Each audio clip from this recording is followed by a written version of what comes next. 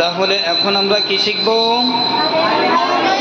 কালিমায়ে তয়্যিবা। সকলে আমার সাথে বলবে, ঠিক আছে? কালিমায়ে তয়্যিবা, লা ইলাহা ইল্লাল্লাহু মুহাম্মাদুর রাসূলুল্লাহ।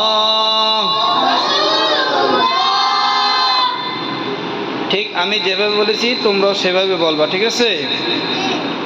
বলো তো শাফি, তুমি বলো।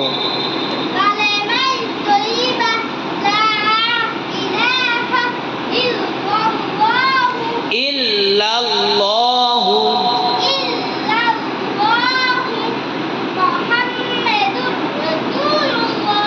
মাশাআল্লাহ। সবাই এইভাবে বলবা, ঠিক আছে? আজকে এই পর্যন্ত।